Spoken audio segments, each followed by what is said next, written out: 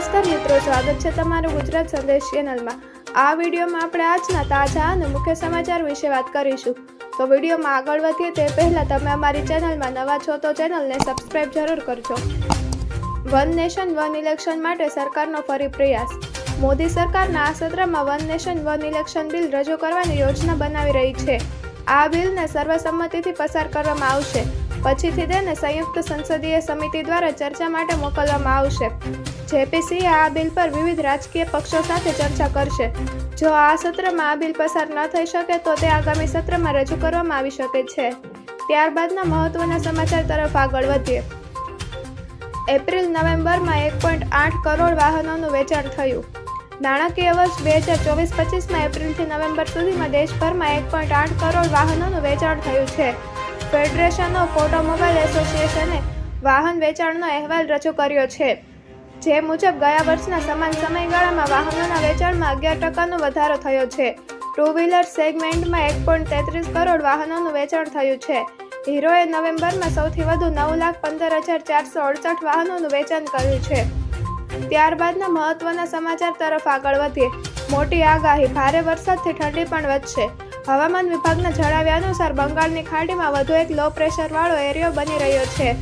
આ પશ્ચિમ ઉત્તર પશ્ચિમ દિશામાં વધતા 9 ડિસેમ્બર સુધી શ્રીલંકાના તટ પર પહોંચશે। 12 ડિસેમ્બર સુધી તે એરિયા શ્રીલંકા અને તમિલનાડુ નજીક તોફાનમાં બદલાઈ જશે। પુડુચેરી, કેરળ, આંધ્રપ્રદેશમાં પણ અલગ અલગ જગ્યાએ હળવાથી મધ્યમ વરસાદની આગાહી છે। ત્યારબાદના મહત્વના સમાચાર તરફ આગળ વધીએ। 5 દિવસ જ બાકી છે, કરી લો કામ। આધાર કાર્ડ અપડેટ કરવાને લઈને સરકાર તારીખો લંબાવવાની લોકોને તક આપી રહી છે।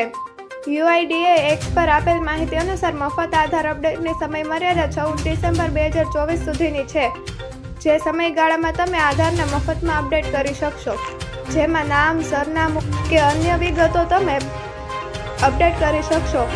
10 વર્ષ કે તેથી વધુ ઉંમરના આધાર કાર્ડમાં તમામ માહિતી અપડેટ કરવા હવે થોડો સમય જ બાકી છે। ત્યારબાદના મહત્વના સમાચાર તરફ આગળ વધીએ। વીમા સુધારા બિલ શિયાળુ સત્રમાં રજૂ ન થાય તેવી શક્યતા।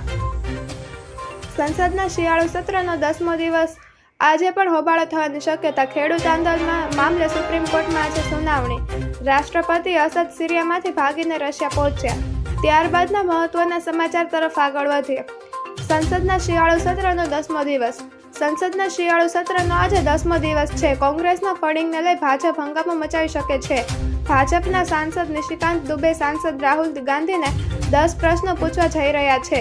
નિશિકાંતે કહ્યું, લોકસભાનો નિયમ 357 મને પ્રશ્નો પૂછવાનો અધિકાર આપે છે।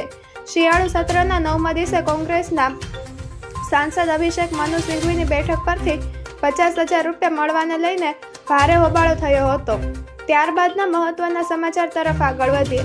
રાજ્યમાં ઠંડી વધી। ગુજરાતમાં રાતે લઘુત્તમ તાપમાનમાં 2 થી 3 ડિગ્રીનો ઘટાડો જોવા મળ્યો છે, તેથી ઠંડી વધી છે। 7.2 ડિગ્રી સાથે રાજ્યનું સૌથી ઠંડુ શહેર રાજપીપળા બન્યું છે, તો નલિયામાં 10.2, ગાંધીનગરમાં 11, મહેસાણામાં 11.2, ડીસા 11, પાલનપુરમાં 11.3, વડોદરા 11.6, અમદાવાદમાં 12, પંચમહાલમાં 12.2, રાજકોટમાં 13.6, સુરતમાં 15, અમરેલીમાં 15.1, ભાવનગરમાં 15.1 અને દ્વારકામાં 16 ડિગ્રી તાપમાન નોંધાયું છે। ત્યારબાદના મહત્વના સમાચાર તરફ આગળ વધીએ। જીપીએસસીની આ પરીક્ષાની તારીખ જાહેર। રાજ્યમાં જીપીએસસીની તૈયારી કરી રહેલા ઉમેદવારો માટે મહત્વના સમાચાર સામે આવ્યા છે। મહત્વની ગણાતી 9 પરીક્ષાઓની પ્રિલિમ અને મુખ્ય પરીક્ષાની તારીખ જીપીએસસી દ્વારા જાહેર કરવામાં આવી છે।